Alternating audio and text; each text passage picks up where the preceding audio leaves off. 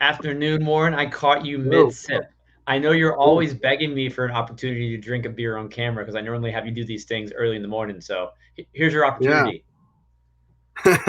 Yeah, finally, right? On a Friday, it's not in the morning.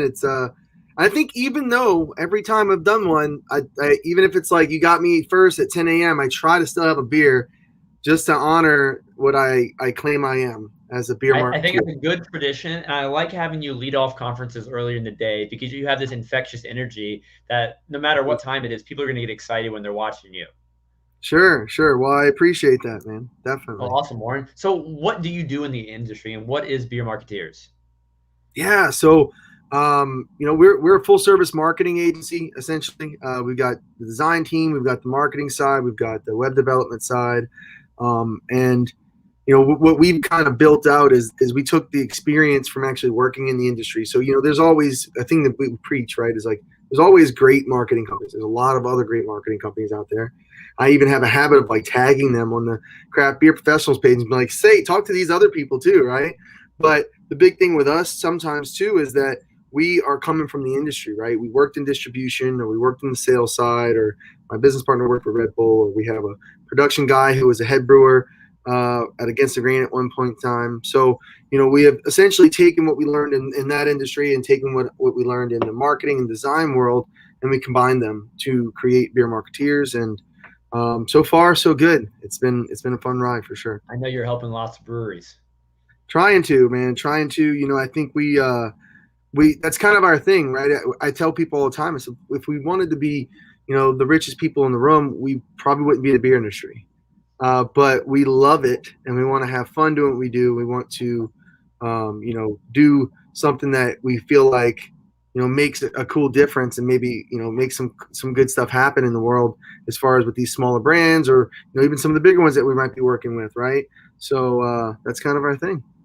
Awesome, man. I love it. Now, what are you going to be talking about at the upcoming virtual conference?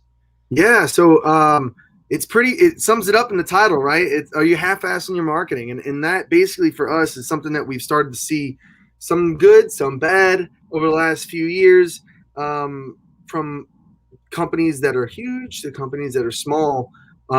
Basically we've figured out, okay, hey, there's so much more, and we're trying to remind people, don't just get caught up on if it's, oh hey, we're doing all the social stuff, yeah, like that's cool, or hey, we're focusing on just the print, whatever. What is it that you're doing that's all encompassing, right? Don't forget about the bigger picture. Don't half-ass all your efforts. There's so much stuff that you can do. If you're going to create assets for one aspect of the marketing side, then you should be creating them for all of it so that you're taking advantage fully of what you can do. And that includes going down to even the smallest thing that you're going to tie a campaign that you're doing online with sales into the field, a poster that's on accounts in bars and restaurants and retail accounts, that's all tied into the same campaign, right?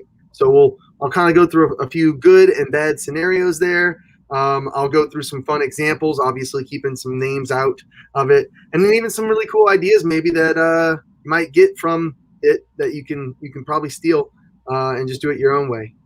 And I have to ask you, and this is probably pretty controversial, to sell a beer, what percentage of it is marketing these days? Well, yeah, that's depends on who you talk to, right? I think the big thing that we always tell people is that you can't have one without the other, and I mean you can't have great marketing and shitty beer. You can't have shitty marketing and great beer and expect it to go long term, right? At some point in time, and it's just like it's a history thing, right? At some point in time, even the guys who started with crappy marketing, they ended up being seeing that, and they're like, all right, our marketing's way better, and they were able to take off a lot, right? And they were able to do something. That's kind of what we preach and what we tell people all the time, and I think that they go hand in hand pretty well. And nowadays, I'm sure a lot more people would probably lean towards marketing, right? But I don't know if that's the long term game, right? You can market it as much as you want. At some point in time, it'll get around that the beer's not good. You got to make good beer. That's absolutely necessary. Well, Warren, I'm excited to learn from you more at the upcoming conference. Pleasure hanging out with you, watching you drink a beer on camera. I think I need Yeah. one right now. So I'll Cheers. see you in a few weeks. And thanks again. Enjoy the weekend. Thank you. Later. Cheers. You know.